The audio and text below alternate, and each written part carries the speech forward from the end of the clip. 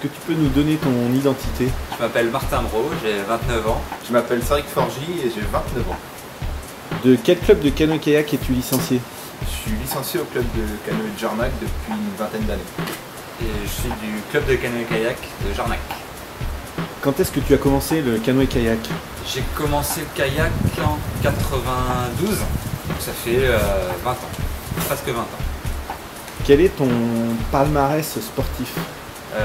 Champion d'Europe de canoë biplace slalom en 2006. On a été plusieurs fois médaillés en championnat de France et 3 fois champion de France. Et 4e aux Jeux Olympiques de Pékin. Quelle est ta profession aujourd'hui?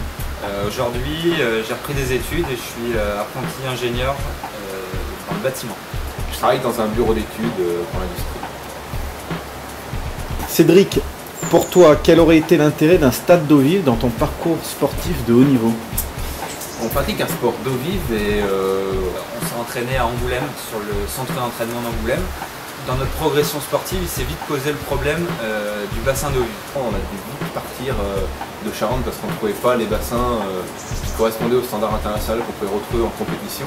Donc nous avons été obligés de migrer sur les centres d'entraînement nationaux à Rennes. Comme encore beaucoup d'athlètes charentais, comme Antoine Menet qui est 2 fois champion de France cadet et qui est déjà parti à l'âge de 16 ans en Bretagne pour s'entraîner et pour trouver des conditions correspondant à ses attentes. Pour toi, quel serait l'intérêt d'un stade d'eau vive d'une façon plus générale pour le territoire charentais et le territoire picto-charentais? Aujourd'hui, nous on a l'expérience, on a beaucoup voyagé en France et à l'étranger. Il y a beaucoup de bassins de stades d'eau vive, comme on les appelle, qui se sont construits depuis une dizaine d'années. C'est au Urgell, à Sydney, à Pau, très récemment. On voit aujourd'hui que ça crée vraiment un lieu convivial où on peut pratiquer des sports outdoor. C'est un lieu de rassemblement pour les gens, c'est un lieu où on peut créer des événements, des challenges, des compétitions nationales et internationales. C'est vraiment un lieu de vie sympathique, nature, qui aujourd'hui peut être un atout pour un territoire. Et Martin, Cédric, d'après votre expérience sur les stades d'eau vive, est-ce que c'est un investissement qui est viable pour un territoire charentais? Et surtout, est-ce que le fonctionnement, d'après ce que vous en avez pu voir à l'étranger ou en France, est-ce que c'est un fonctionnement qui est réaliste aujourd'hui? Créer un stade d'eau vive, est-ce que c'est réaliste en termes de création et en termes de fonctionnement? Toi Cédric, tu es toujours occupé de la partie financière de notre équipage, parle-nous-en un peu.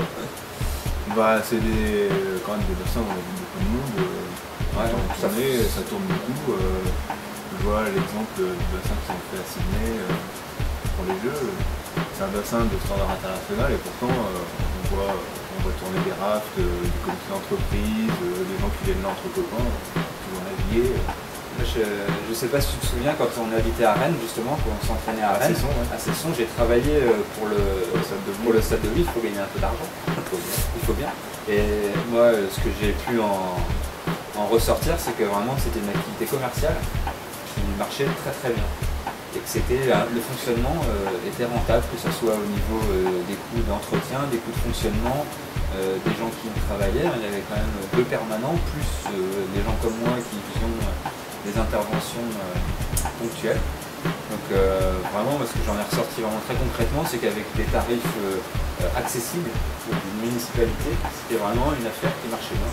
On sait très bien qu'à Urgell, on en parlait tout à l'heure, alors là c'est carrément un fonctionnement qui ne ferait pas lire d'envie n'importe quelle entreprise privée.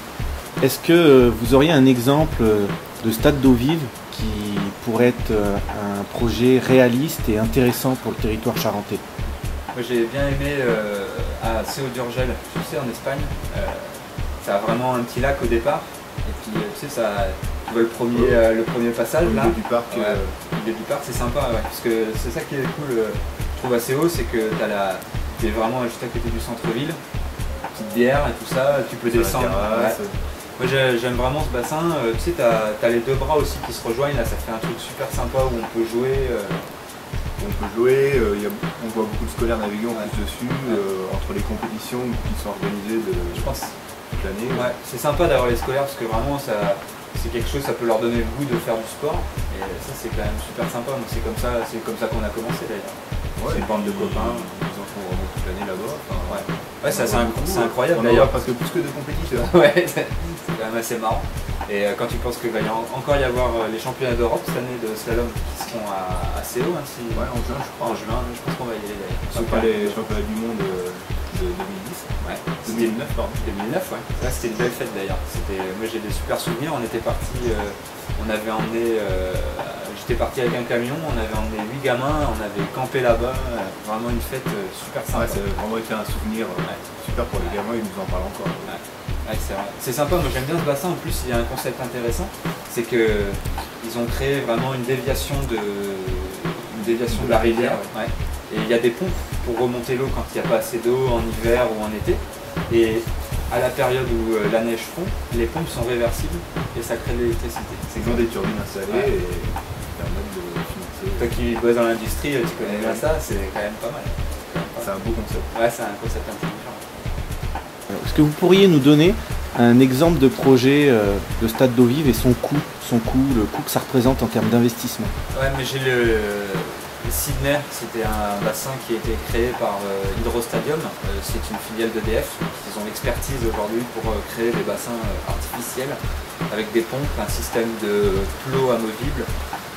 C'est un bassin qui a coûté à l'époque 3 millions d'euros. C'est un bassin qui fait 300 mètres de long. Il doit y avoir 5 mètres de dénivelé si je ne me trompe pas, avec notamment une superbe cassure au milieu. Un bassin qui, je crois que l'eau pompée c'est 12 mètres cubes. Donc voilà un petit peu aujourd'hui ce qui est au niveau international, un bassin qui peut organiser les Jeux Olympiques.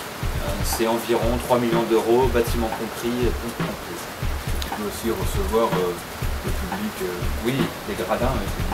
Le grand public en raft, c'est pas un bassin qui est fait que pour la compétition. Il fonctionne d'ailleurs quasiment exclusivement en belle saison avec le tourisme, les scolaires, et en morte saison entre guillemets avec les sportifs qui viennent faire fonctionner le bassin. Ça, c'est ce qui se fait de mieux aujourd'hui en termes d'équipement de canoë-kayak au niveau mondial, international. Est-ce que vous avez aussi un exemple peut-être moins ambitieux, mais un autre exemple d'équipement, peut-être plus petit équipement? Cédric?